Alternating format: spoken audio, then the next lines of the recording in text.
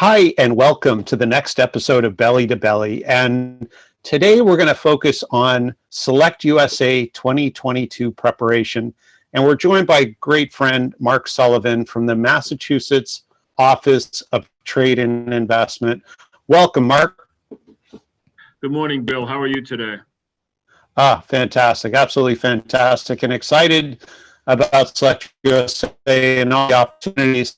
I'm sure our audience thinking about, companies that are international companies coming into the US.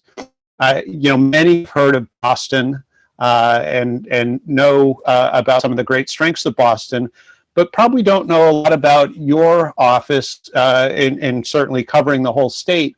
And in terms of what you all do to support companies, international companies coming into the region. Mm-hmm. Could you share a little bit about that? Sure. So again, MOITI, it stands for the Mass Office of International Trade and Investment, quite a long title. And our mission is pretty much threefold. The first thing we do is we recruit foreign direct investment come to Massachusetts. And there we work very closely with what we call quasi-agencies. They're part public, part private, like the Mass Life Science Center, Mass Tech Collaborative, Mass Clean Energy. And so MOITI will spend time with them. So if companies are coming, while they like to hear from MOITI and all the great things going on in Massachusetts, they're really interested in talking about, okay, what's going on in your life science industry or your clean energy. And so we try to give the companies kind of an integrated conversation. The other part that MOITI does is we support exports. We have the Mass Export Center, which does the day-to-day business side of exports, and they do a great job.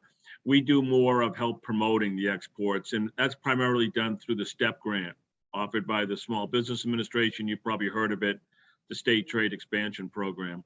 And the third part that MOITI does, which frankly is the most fun, is we act as a diplomatic liaison for the executive branch.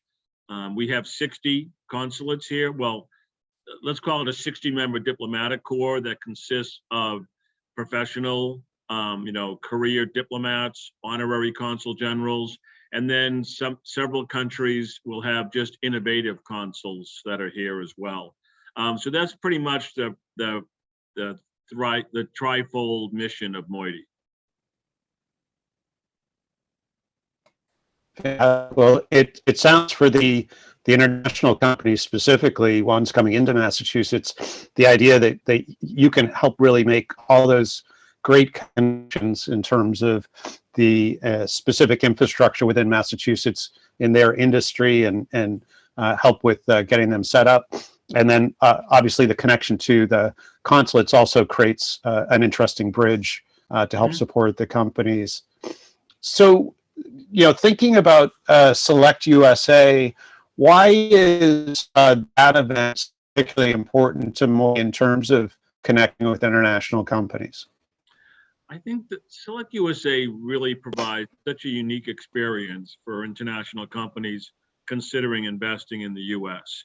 Any of the 50 states, the U.S. territories, it's really an ideal location where you can come and talk to us all in one location, which is a really something to be taken advantage of because we're a big country. Just can't imagine going around all the different states. Also, what happens is we have members of the U.S. Commerce Department that are there, representatives from maybe your company is from a particular country. Your U.S. Commerce Department that is in that consulate is there as well. So the company's able to get kind of an integrated approach to being able to support itself. Not only what's going on in Massachusetts, but then they can hear from the Commerce Department experts as to, okay, here's what Massachusetts does, here's what other states are doing, here's what we're pursuing from a federal level. Maybe the feds are doing something different than Massachusetts is, and it gives you really that one-stop shopping to be exposed to all of them. For Massachusetts, as you mentioned, what's important for us is, for companies, if we know like ahead of time, gee, there's 10 life science companies coming, I'll ask representatives from the life science to come and join me down at SelectUSA. And so that we can provide and give the companies as much information as we can within that time frame. Oh, that's such a great point. You segued me to maybe the next question really well, the next topic, and that is, what can companies do? There are some companies you think of that are that will be at SelectUSA that have already been to the U.S. and they have some operations here, and then there are others kind of on the other end of the continuum that this is not only their first visit to SelectUSA but also to the U.S., whether for business or pleasure. So, with sort of based on what you've seen work really well for companies in terms of getting the most out of SelectUSA, it seems like one recommendation you'd make would be to pre-contact organizations or regions that you're looking to connect with at the event, so that they can come prepared and to sort of have second level conversations. But I guess, how would you react to that? And then what other recommendations might you have for companies going to SelectUSA? It's interesting. This year, we're back at the Gaylord. And the Gaylord's a wonderful facility. It can be somewhat awestruck when you walk through the conference room doors and there's just enormous rooms that are set up. There are all these booths set up. Some states have much larger booths than others. Their agendas are somewhat different. So fortunately, SelectUSA, the U.S. Commerce Department, they have it over 3 days. They run conferences. So you can kind of, plan your schedule. But as we talk, I think what's critical for companies that are coming is, you want to make the most of your time. You need to do some homework ahead of time. In other words, and what I mean by that is, research the states. Maybe it's Massachusetts, maybe it's my fellow New England states or other areas, and say to yourself, what states are doing what I need to do? Some states, sometimes the companies come and the first question is, how much money is incentives? And that really should be your fourth or fifth question. Your first company should be, what are you as a state focused on? Massachusetts, of course, it's life sciences, it's bio, renewable energies. We'll have an offshore wind farm, the high technology, fintech, maritime. There's about 8 to 10 things we've really focused on. So if you're a company doing those things, we should be on your list to see. Write to me ahead of time. Hi, Mark, love to come by and talk with you. Let's reserve a time that we can speak. And I also respond to companies that have done their homework. If I get your email ahead of time, or if you come to me at the booth and say, hi, I know Massachusetts likes to do bio. I'm a bio company from wherever you're from. You've got my attention because I know you're serious. Just think about this. The 50 states are there. We somewhat compete with each other, but it's a collaborative environment. You're coming, there's a couple of thousand companies that are coming to review this. I'm getting people all the time. So you've got to be prepared yourself to know, what states do I really want to focus on? Check the boxes and then pursue the other opportunities. The other thing I would recommend for companies to look at is, when you look to pursue or think of locations to go, wherever it may be across the 50 states, yes, incentives are important.